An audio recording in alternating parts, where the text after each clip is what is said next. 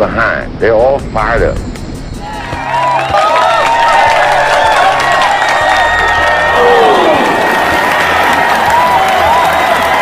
What we got to do? First place, our defense has got to go out there and take the ball.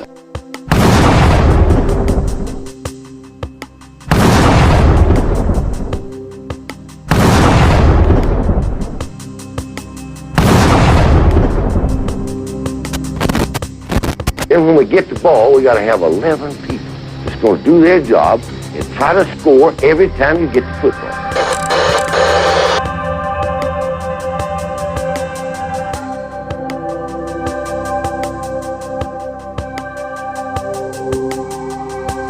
If we do that, we'll be all right. That will be all right.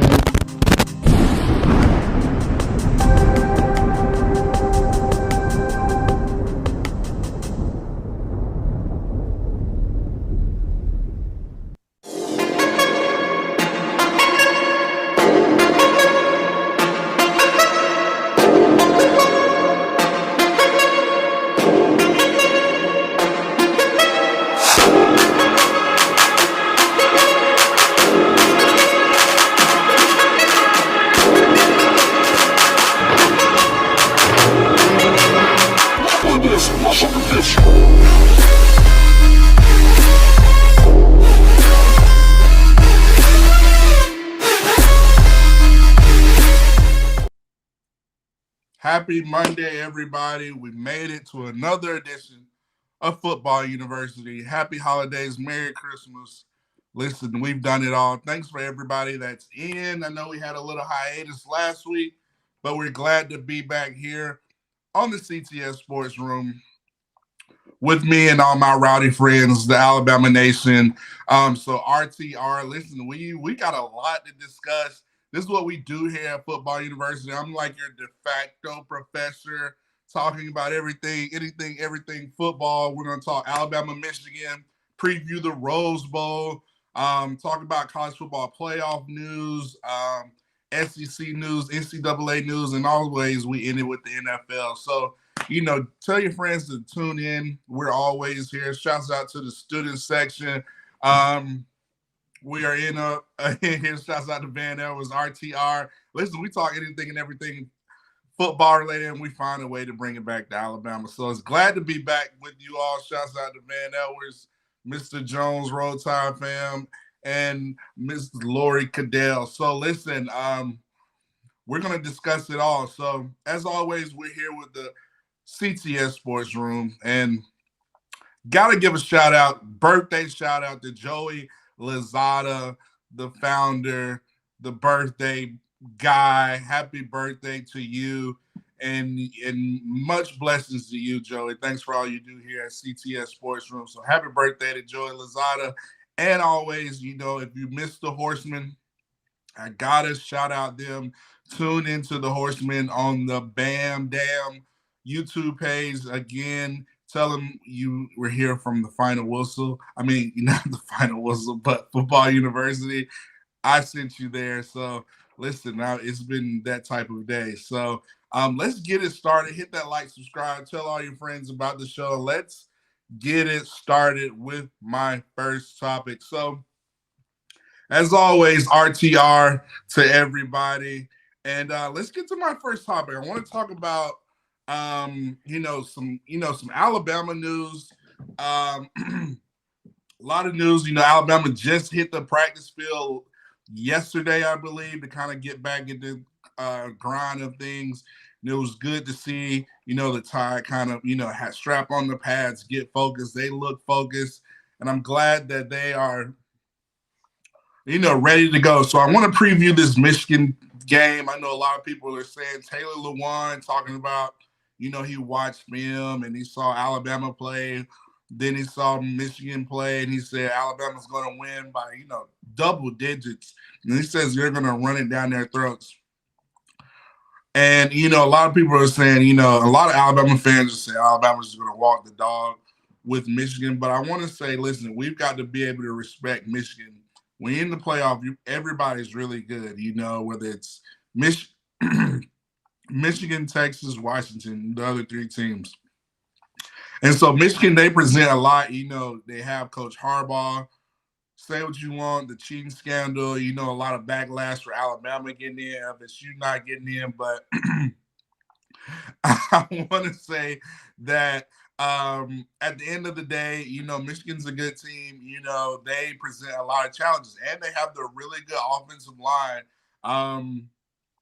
They have the Joe Moore Award winner offensive line and that offensive line that they have. Now, granted, they hadn't probably played as the caliber of teams or the speed or the physicality that we have in the SEC, but these guys are going to be ready to play. If you know Jim Harbaugh, his brother, the head coach for the Ravens, he's going to have his guys ready to go, be locked in. They present a lot of challenges with that offensive line. Blake Corum, the running back, Edwards, J.J. McCarthy, who's supposed to be a high draft pick. These are the things Alabama's got to be able to, to focus in on and be able to stop the run and handle Michigan out there in Pasadena, California. So, listen, we got to respect this opponent. I don't want people to, because you remember what happened a couple of years ago, in the playoff, Ohio State, Ohio State came in, Cardell Jones. We thought we were going to wipe the floor with them, and we lost to Ohio State. So I think it's important that Alabama has the right mentality. I'm always talking about Kobe, Michael Jordan, MJ, the GOATs. Job's not finished. We won the SEC. Kobe's got this great take saying, they asked him, he's up 2-0. You heard me say it here on the show. Job's not finished. Job's not finished. The job's not finished, guys. We got to come ready to play, have that hunger mentality, and be focused on a really good Michigan team. They do a lot of things. And I think another thing, we kind of got to be prepared. We got to be prepared to stop the things, but we got to be able to prepare kind of some surprises that they might try to throw at us. Looking at Jim Harbaugh, them getting embarrassed by TCU last year, having the whole cheating scandal and all that stuff this year. I think they're still, Vegas has them a 1.5 point favorite, but I just think Alabama's just got to be prepared for, maybe some things they try to do. Maybe they look at the Auburn game, maybe they look at the LSU game, but we're going to get into it. So shouts out to the student section. Y'all are rocking their roll. Let's get to the student section before I get to my next comment. Van Edwards says, yes, Taylor Lewan needs drug tested ASAP. I get it. He's a Michigan guy. He's a big-time offensive lineman, was with the Tennessee Titans. I don't know if he's with the Cleveland Browns or who he's with, but he bleeds blue and maize. So he's all about his team, just like we bleed crimson. So, I will counter him on this. The games that he said he watched Alabama play against was the USF game. And we know at the beginning of the season, Alabama was a different team. So, all the Alabama Nation jumped in the comments on his news feed. But, he came back and he doubled down on his comments about Alabama versus Michigan and just said, a lot of things like our quarterback's not that great. We're going to discuss Murrow offensively, defensively, Kevin Steele, Tommy Rees, Coach Saban, all those guys. But, yeah, he kind of doubled down. So I get it. I understand it. Like I said, I like to respect all opponents. Michigan's a good team. Always had a lot of respect for them in their program. So, like I said, I think Alabama's got to have the mindset that hungry. We need to be the hungriest dog in the playoffs. Michigan's number one. We're going against the number one team. We need to be the hungry. Not one team in the playoff needs to out-hunger Alabama. We got to be the hungriest dog in the playoffs. And I think that's the mindset we've got to have moving forward and take it with these practices. So, I get where Taylor Lewan's coming from. He bleeds blue and maize. But, I would counter him as, you could say, look at the level of competition, Big Ten versus SEC. I get it. But, I'm glad they're overconfident, talking about Michigan. I just don't want Alabama fans to get too overconfident, think we're going to just run through Michigan, which, we can if we have the right mindset. So I think Alabama has to have the right mindset going against these Wolverines. So so glad to be back. It feels so good to be back. Shouts out to Brian, Linehan, Layman, sorry. Shouts out to Justin Sumler, one of our top analysts on here on Football University. Roll Tide, Lank, let all sayers know. And let's talk about the naysayers let's talk about Alabama. And I think Alabama's got to keep that. Like I said, we got to be the hungriest dog in the playoffs, and we got to continue to have that Lank mentality. And I think one thing we can use as fuel as a team, as well as as a team, as well as individually. Look at all the backlash that we had to face from us getting into the playoffs. In the playoff committee, we're going to discuss it later. Bill Hancock, which I mentioned in the previous show a couple weeks ago, I said it's 5 ACC members on the committee that has ACC ties. They got it right, And which I think a lot of people are overstepping is, what do you do if Georgia wins the SEC championship? Florida State still does not make the playoff, in my opinion. I still think Texas makes that number 4 spot. But that's neither here nor there. But I want to talk about how Alabama's got to have the right mindset. We got to let all naysayers know, keep that hunger. We got to be the hungriest dog in the playoffs. And so with that, I talked about motivation, fuel individually as well as a team. Mentioned my first point. We can utilize the backlash that we heard from the Booger McFarlands, the Taylor Lewans, all these guys saying we don't deserve to be in the playoff. We need to internalize that and use that as fuel to go out there and prove our point these next 2 games, or mainly versus Michigan. We need to take and utilize that fuel collectively as a team. All the disrespect that we have, we need to use it as fuel. And individually, I want to talk about the individual fuel that players need to have. We got a lot of snubbed on a lot of national All-American awards. Terry Arnold, I don't believe, was Walter Camp All-American. He should use that as motivation. Jalen Milroe coming in, 4th in the Heisman voting. He should use that as motivation. Listen, a lot of guys, Caleb Downs not making first team All-American, that should be motivation. Our offensive line not winning the Joe Moore Award, that should be motivation. You're going to hear so much about Michigan's offensive attack, running the game. We should count that as disrespect. And like I said, we got to have that Lank, hungriest dog mentality, MJ Kobe mindset moving forward in these playoffs. So listen, I know we got snubbed on a lot of even all SEC. I believe Carson Beck got 2nd team quarterback. Jaden Daniels got the 1st team quarterback.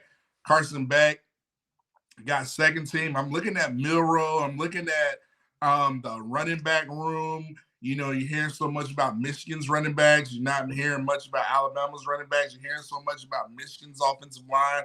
You're not hearing much about Alabama's offensive line. We need to use that as motivationally, both collectively as a team, as a unit, as well, as individually. So we've got a lot of fuel that can go into the fire that we can say can make us play onto that mantra of Lank. Let all naysayers know, and we can do it to even the 23rd power, the 3rd power.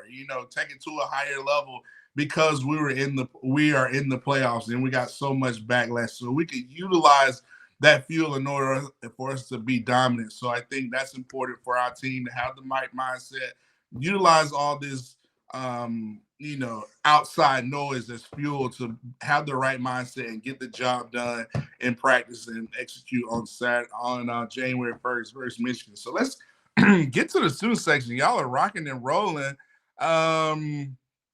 Let's see. Shouts out to Nick Saban Jr., our guy, on the Bam Damn Sports Show. He does a great job. Let's see. Van Edwards got a great comment. He said, "Iowa, as your conference champion and opponent, is proof how weak the Big Ten is." I get it. The Big Ten, it is Iowa. We know Iowa doesn't score many points. It's not like, going against the LSU or even the Georgia or even the Auburn or Ole Miss. All these teams that we face. It's a bit different now. Michigan is the number 1 team. People could have said it could have been Washington, but they've been a number 1 team all year, and so they got a good team. Like I said, they got a really good offensive line, really pretty decent defense. Pretty good, decent. They got a solid receiver, Roman Wilson. But, in order for us to be successful, we got to stop the run and be physical. We're kind of out physical. One thing about those Big Ten teams, Coach Saban coached in the Big Ten. I played against teams like Minnesota, Rondé Barber, Marone, all those guys. They're big and physical. Now, they might not show, they might not have the speed or the explosive players like we do in the SEC, but they tend to be physical. So it's important that, like I said earlier, we got to have the right mindset. We got to have that hungry dog. We got to show respect to Michigan. Know that they are the number one team for a reason. We got to come ready to dominate them and impose our will versus them for 60 minutes. So they're a really good court team. They got a good, JJ McCarthy's high on a lot of draft boards. For me, he's not one of my top picks coming out this year, but I get it. He's what, three-year star. He's pretty athletic. But I will kind of get into things Alabama needs to prepare for when it comes to Michigan, what they might try to do. But yeah, to your point, Van Edwards, yeah, Iowa, they don't present a lot of the similarities what we have in the SEC, but it's football is football. That's why you got to play the game. So, I'm taking the mindset that we got to show respect to Michigan, have the right mindset, have that humility, humble spirit, and go out there and be dominant. We got a lot to prove. Like we're in the playoff, but that job's not finished. That's why I'm always harping on Kobe, MJ. Like we've got so much to do. We've got so much to move up. So let's keep it going. Shouts out to Hump in the student section. Like Justin Summerlin said, that's what I love about it. He says, listen, keep your mind focused on one game at a time. Keep the joyless murder ball mentality. I mentioned a couple of shows ago, I wouldn't mind if we kind of did some fourth quarter drills, kind of keep that hunger, keep that peak conditioning, keep that mindset. I think Alabama's got the right mindset. We got the coaching staff. We don't have many distractions. I think we're focused on the task in hand. And I think, I talked about individually things we can do to improve individually, prove themselves individually as well as collectively or, offensively and defensively, unit-wise. I want to talk about individually, and I'm looking at a player, Jalen Milroe. I mentioned him coming in fourth in the Heisman. A lot of people are going to say, oh, he might not be the best quarterback in the college football playoff. I think he could utilize that as a lot of motivation. I think he can come up and show, that he's one of the top players he is the top quarterback in this playoff. He don't need to, kind of press in the game, but he can come out here, continue to work on his footwork, his accuracy, pocket awareness, getting us in the right play, delivering the great ball. Those things I think Milroe can continue to improve on from here into that game versus Michigan and show and get us not only beat Michigan, focus on beating Michigan, then winning the national championship, win the second game. I think if he can do that, he has a lot of motivation. This defense, I mentioned some of the players, Kool-Aid, it's about that time where a lot of draft boards are coming up. I think Kool-Aid can really focus on having a really good next couple of weeks, next couple of games in the college football playoff. I think that could be very beneficial for him to really kind of improve his draft stock. You look at guys like Terry Young Arnold, Malachi Moore, just to name a few, Justin Bogby, who's had a really good year. Guys like Tim Keenan, Tim Smith, Jaheim Otis, they could utilize this as motivation to prove how dominant they need to be individually in these next couple of playoffs. So great comment right there, but just a Summerlin. So let's get to the student section. Van Edwards says Iowa plays okay defense, but nobody thought they could score double digits. Yeah, they're not a big scoring team. If they score anything over 9 points, it's like, wow, it's crazy. But, I think Kirk Ferentz is the head coach up there in Iowa. They just run the ball. One thing I think this game kind of does set up, not looking ahead, I'm just focusing on Michigan. playing such a run-heavy team and physical up front, I think that's good for us moving forward. Once we get past Michigan going into the national championship, so playing a physical opponent, I think that's going to help us beneficial moving forward. So shouts out to Jeff Sapanen, man. He says, "What's up, Matt? So you catch a pass like Bond did in the long side of the end zone." Oh yeah. Yeah, speaking of Isaiah Bond 0017, that's what I like to call him. Yeah, Bond, he's the man. He does a great job. Nothing like that 4th and 31 play that him and Jalen Miro hooked up in the Iron Bowl. That was pretty cool. So Justin Summerlin's got a great comment. Yeah, Jalen's leadership is what makes him one of the greatest QB. He leads our team very well. I agree. He keeps that Lank mentality. Shouts out to the Alabama players that graduated. That's so important. Now you have a lot of power. You can go the world.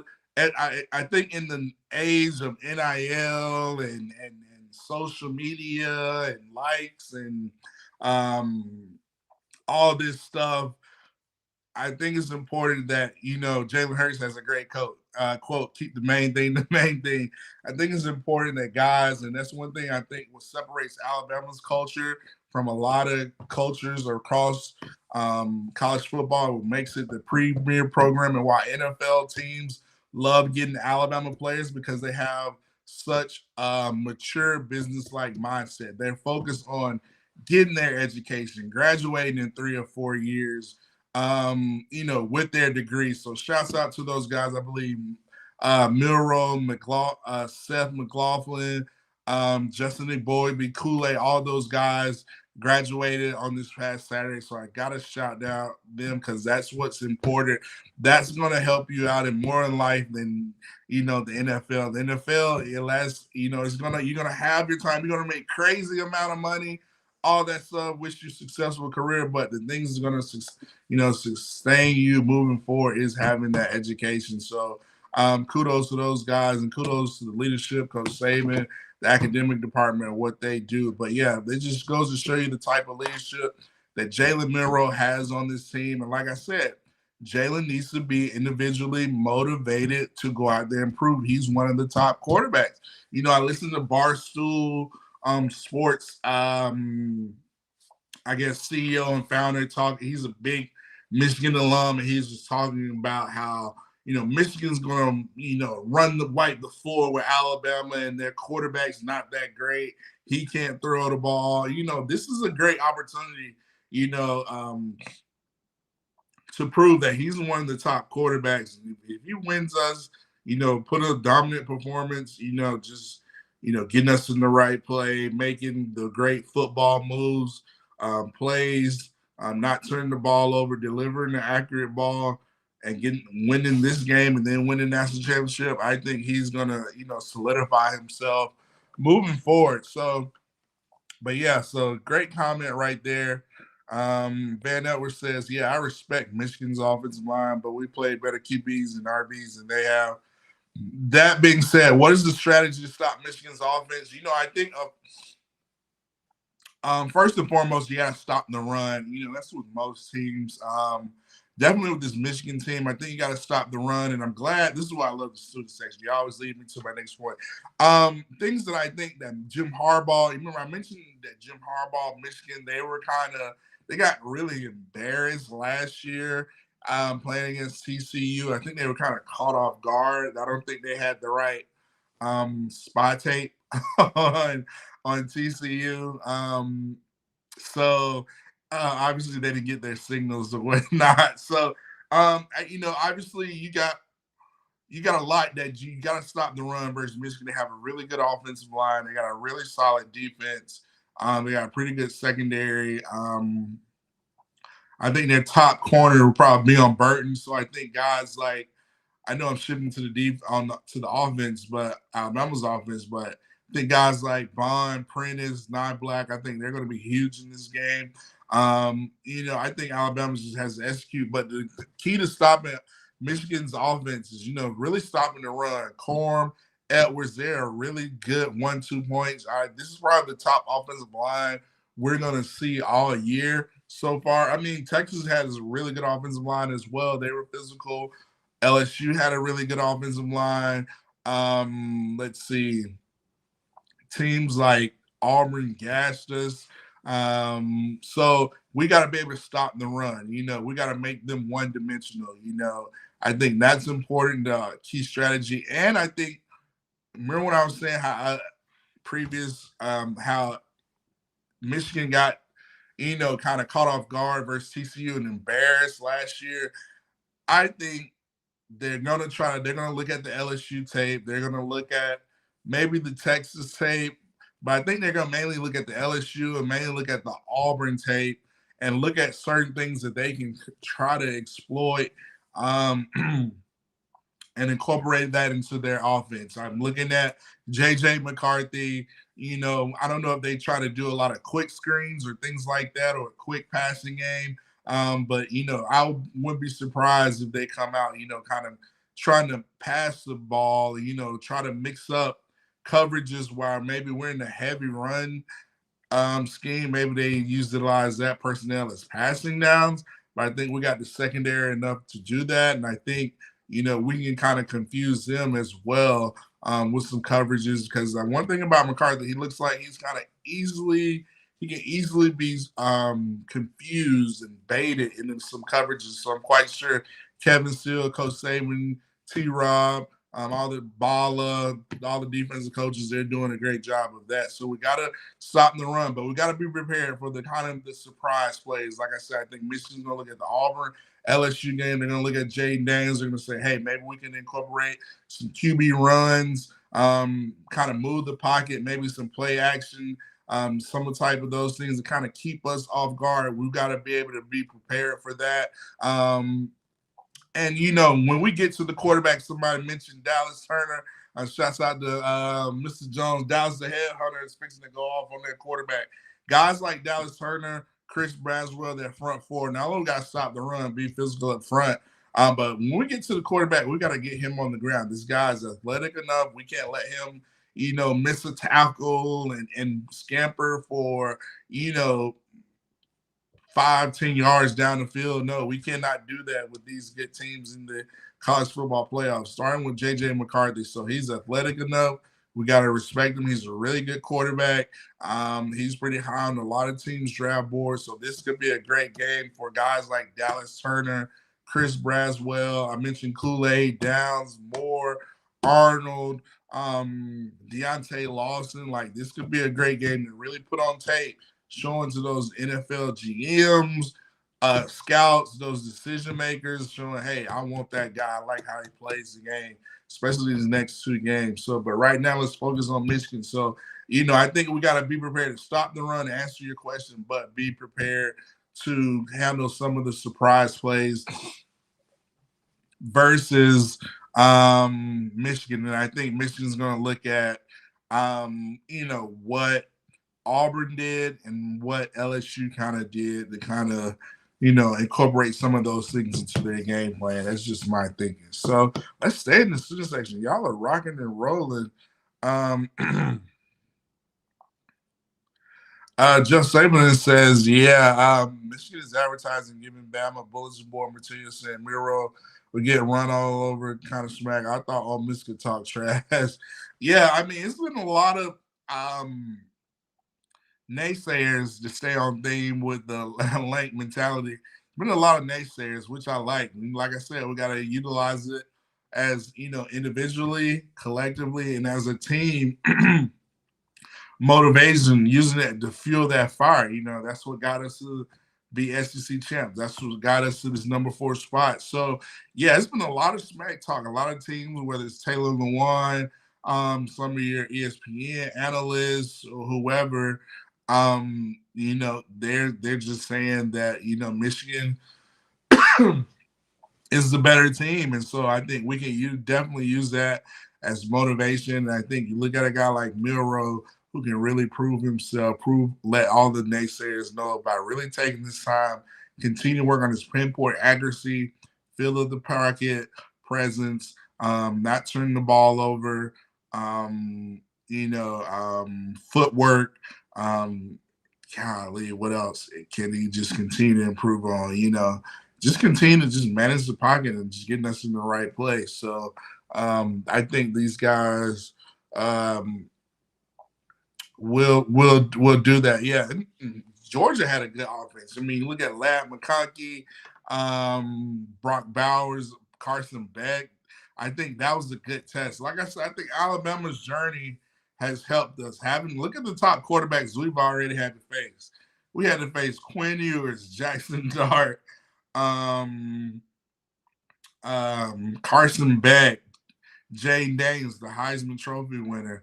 And on top of this thing, look at all the top offensive coordinators we had to face.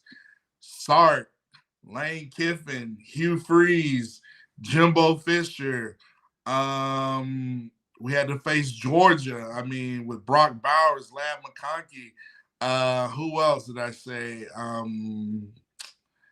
mean, the list goes on. I mean, Josh Heupel, Tennessee, Milton, like the list goes on and on. I think having those experiences goes a long way. So shouts out to Miss Reese, RTR. So yeah, I mean, I think that plays into the mindset. Alabama just cannot have this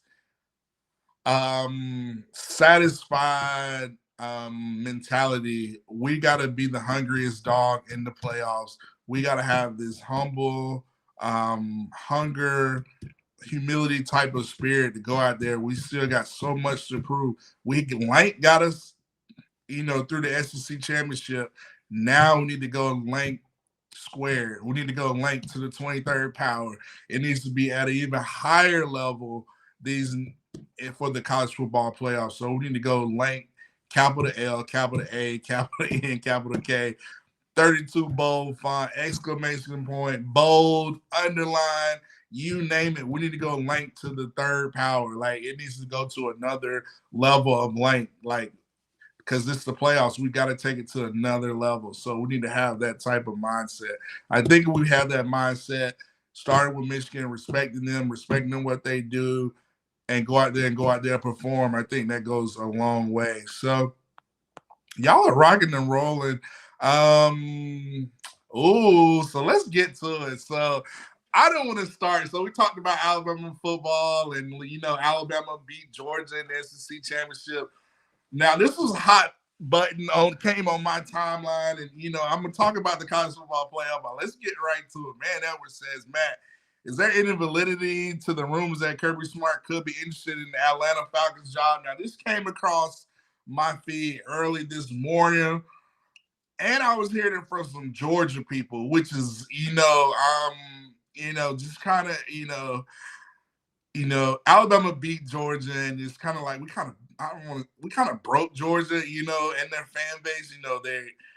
I don't know if you heard today, Dylan Raiola, their top quarterback, is going and he flipped his commitment. He's going to Nebraska. I think he's got family ties in Nebraska, Matt Rule, all of that. Listen, I get it. It is what it is, but Georgia had a lot. I think they had like 8 or 9 players right after the SEC championship hitting the transfer portal. I mean, it was a lot of guys. Marvin Jones Jr., which surprised me, was in the portal. I mean, he's been playing. I know we recruited him pretty high coming out of Florida. I was surprised to see his name in the portal. Big news, which I think they were kind of doing damage control. I think Kirby kind of knew Raiola was going to flip to Nebraska, so I think he had Carson Beck he kind of wanted to break that news to kind of cover up the whole Raiola news, which I get it. But I've heard some things about Beck, what Beck wanted for NIL, for him to come back. Kirby probably made that happen. But I have heard that there is some interest from Kirby with the Atlanta Falcons. The Atlanta Falcons, they lost to the Carolina Panthers, who only had one game won this season. Bryce Young, he got his first win, his second win, but first divisional win versus the Panthers. Versus the Falcons. I know we got a lot of Falcons fans, and I know Rise Up Nation, a lot of people were saying, they need to get rid of Arthur Smith. So I woke up this morning, I heard, listen, maybe there's some interest from Kirby, Atlanta Falcons, Arthur Blank. I heard he might be trying to write Kirby a blank check. But this is what we do here at Football University. We talk about it. So I think there is a little smoke when it comes to that. And I got to think Arthur Smith's going to be fired probably before the end of the season. And I wouldn't be surprised if Arthur Blanks kind of made that phone call to Kirby Smart, which I wouldn't think would be a bad look for Kirby. I mean, you're kind of in a weaker division in the NFC South. Only thing you gotta do is draft a quarterback. Your defense is good enough. That's an easy division to win in the NFC South. I mean, you got the Panthers, they're struggling. Tampa Bay, they haven't found their quarterback. You can get in the draft and find a really, really good QB in the draft this year. So, I mean, or in free agency, I wouldn't be surprised if Arthur Blank writes that check, to kind of do that. So I have heard there is some interest from Kirby, and I heard that from the Georgia side. But it's an interesting conversation. I don't know. Do the players know what's up? That's why they had so many people in the transfer portal. I don't know, but you never know. It's that time of year. A lot of things are going around, but I'm quite sure Arthur Blank, I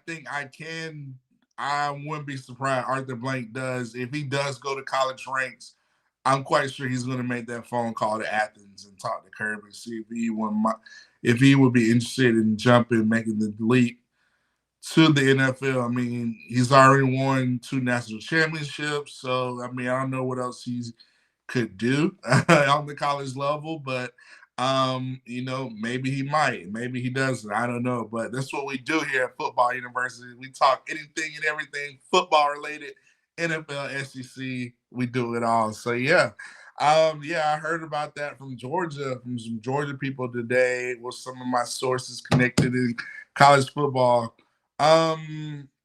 Great question. How do you feel about Alabama game on January 1st? Yeah, we discussed it.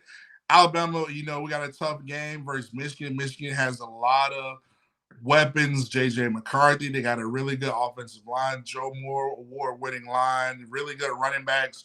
Pretty solid receiver, and a pretty solid defense. So, I mean, we got to respect them.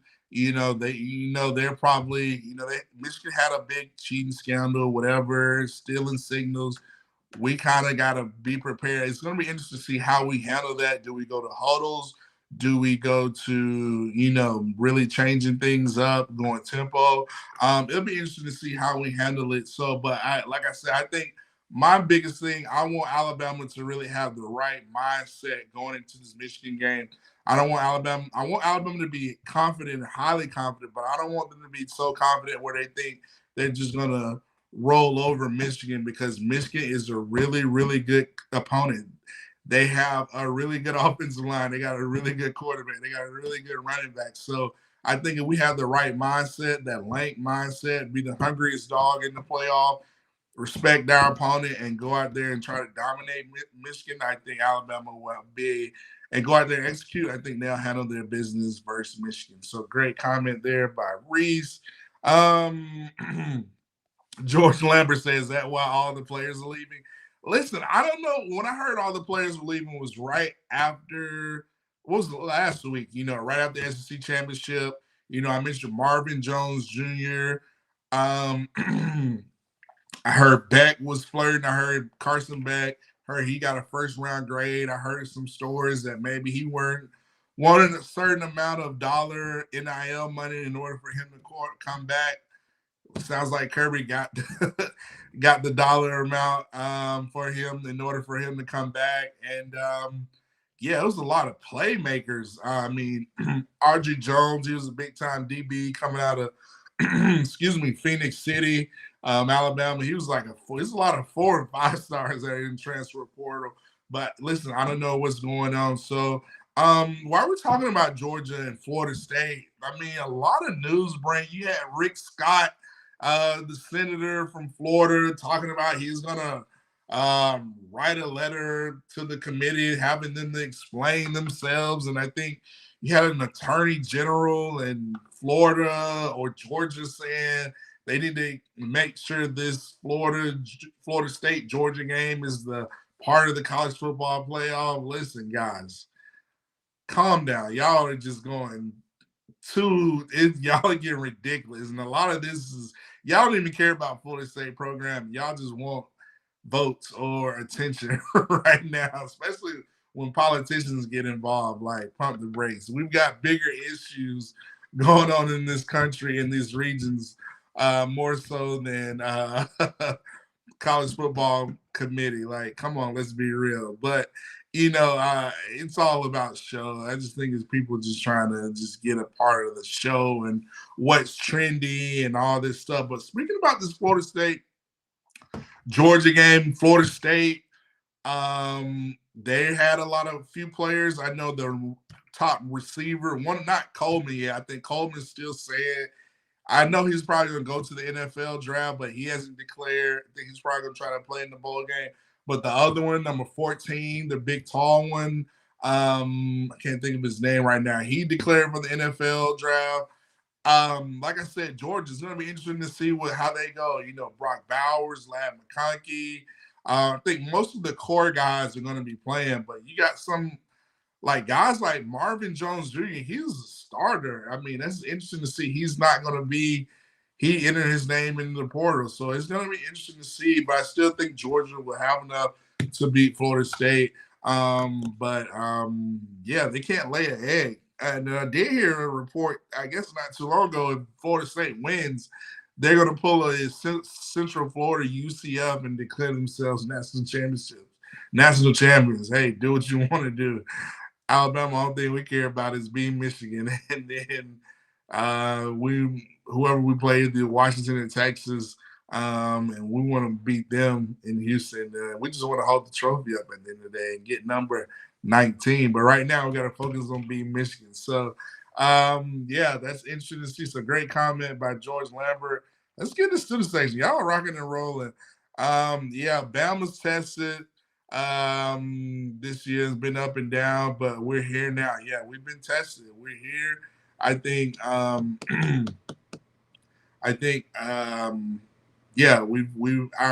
road going through that tough vaunted SEC. I think that has definitely led to us being successful this year. So to your point, George Lambert says Wolverines going high. Yeah, we need to dominate them, have the right mindset, go out there and dominate them and pose our will for 60 minutes. I just focus on dominating them because they are a good team. Trust me. When you get to the playoffs, you got to respect every opponent. You cannot overlook any opponent. So they are the number one team in the country. So we got to respect that and prepare as such. So great comment there. Let's see. Douglas Caddell in the building. RTR, roll tide roll. Great comment here. Jeremiah Taylor says, who would be the unsung hero of the game? I guess you're talking about this game. I think an unsung hero, golly, it's so many ways you can go with this. I think an unsung hero of the game could potentially be somebody like Chris Braswell. I'm going to say that I think we could dominate. I mean, if he can get pressure on J.J. McCarthy, we mentioned Dallas Turner, all the things that he's going to do. I think Braswell can really have a really big game and really he could be a candidate, be an unsung hero. Chris Braswell, I'm looking at guys like, even Trezron Marshall. I think, with him being a downhill thumper, Deontay Lawson, Kendrick Blackshire, Jahad Campbell, those guys can be unsung heroes. And I think guys, the offensive line can be an unsung hero. And another one can be our running back field. You're looking at hopefully Jason McClellan's getting back healed, but you're looking at Jam Miller, Justice Haynes, Roydell Williams, all those guys. Listen, they can be unsung hero. And I think you look at it receiver-wise, You look at Amari Black, you look at a CJ Dupree from the tight end room. But, I think they're going to try to match up their best corner on Jermaine Burton.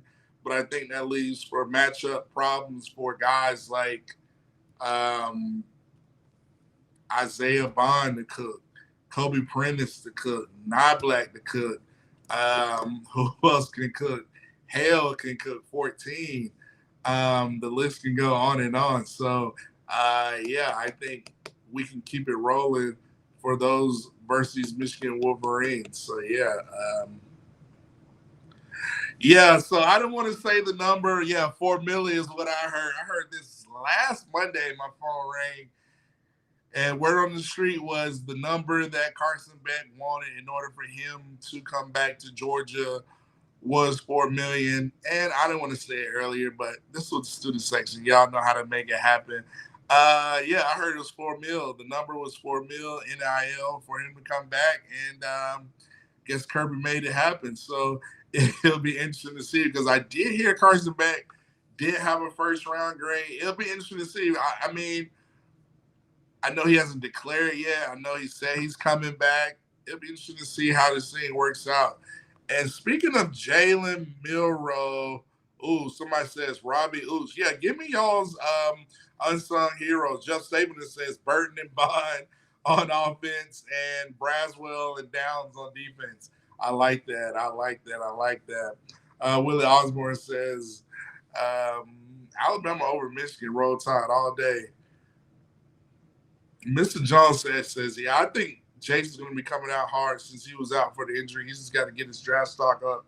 He's going to be running hard. I agree. I think he's going to be running hard, and I think that whole running back room is going to be running hard. The offensive line is going to be running hard, because I mentioned earlier at the beginning of the show talking about, unit-wise, who's using it as motivation. Now, they can use this game to prove them, naysayers no. You look at the offensive line unit, look at the running backs. Everybody's talking about Blake Corum and Edwards and how great Michigan offensive line is. So Alabama's offensive line can go out there and prove how dominant they are, and our running backs can go out there and prove how dominant they are. So I like where you're going and thinking about right there, Mr. Jones. I think Jason's going to be coming too as well.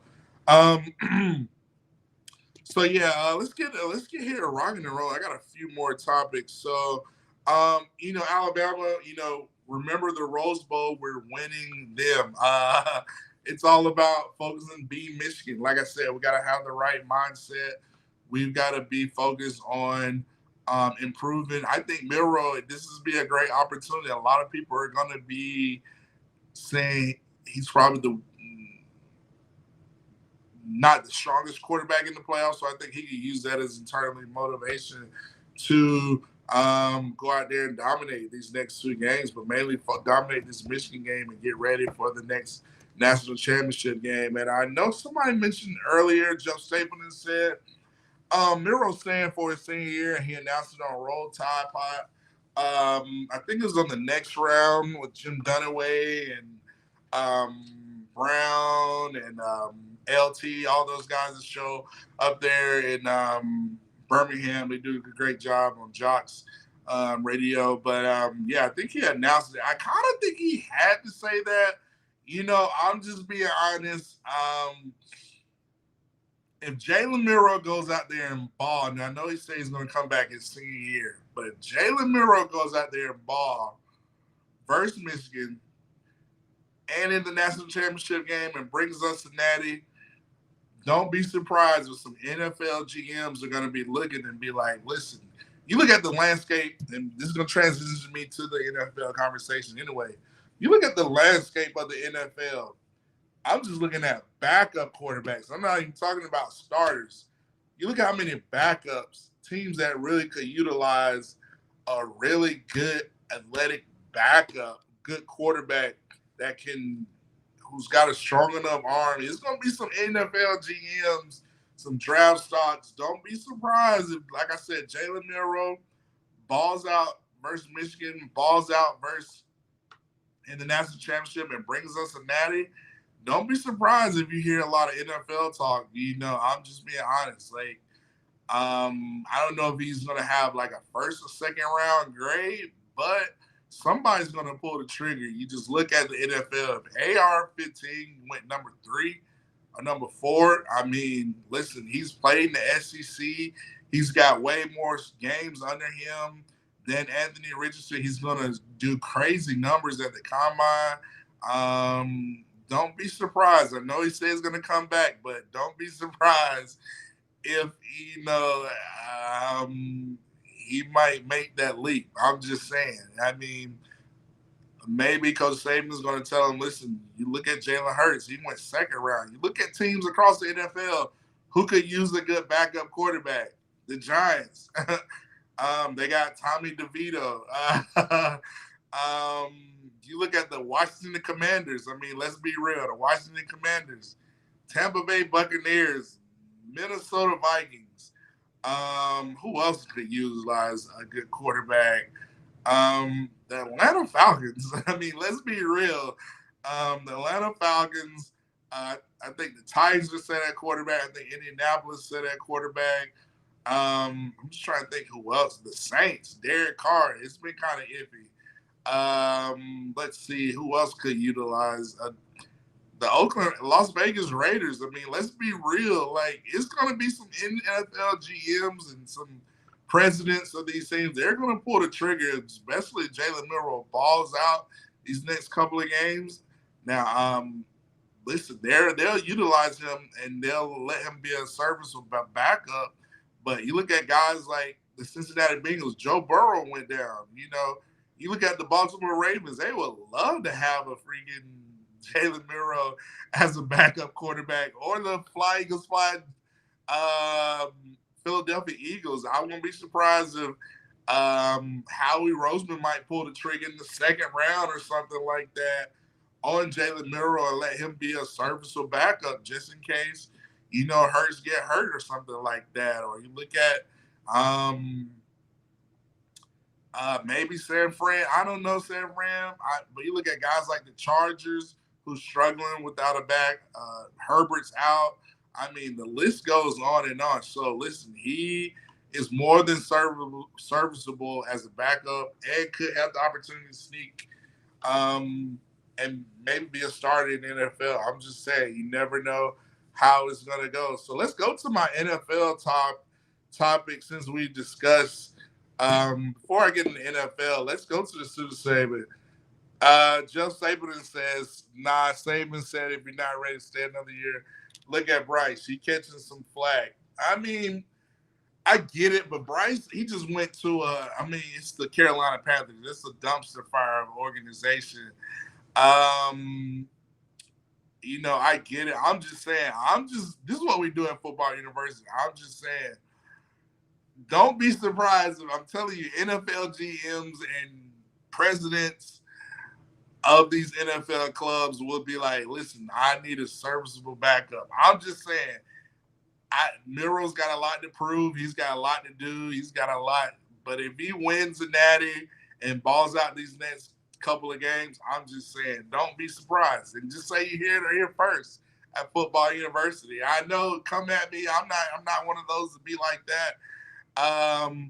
But Bryce, I will say this, Bryce had to go. He just went to a bad organization. This is the Carolina Panthers. Now, if he would have went to Houston, then yeah, I mean, Bryce done everything he could have done in college football. Now, he could have came back, but why waste? I mean, he won a Heisman. He proved everything he could possibly do in college. That's my only take. Now, one thing about the NFL, it's not like going to colleges where you're going to all these top programs. The NFL is all these teams are not the same. Not everybody's run like the Philadelphia Eagles. Not everybody has a GM like a Howie Roseman. Like, not everybody has a good offensive system. Like, so much has to be lined up for you. And the teams that have GM, offensive coordinator, head coach, everybody on the same page, that's how you have the good organizations. You look at it, Miami Dolphins, Mike McDaniel, the GM, Chris Greer, they're all on the same page. You look at the Lamar Jackson Baltimore Ravens. I mean, they're all on the same page. They have a system that fits Lamar Jackson's offense. I mean, you look at San Francisco 49ers, John Lynch, a GM, Kyle Shanahan, who's all on the same page. Like, I'm just saying, this Carolina Panthers do not have that. Atlanta Falcons don't have that.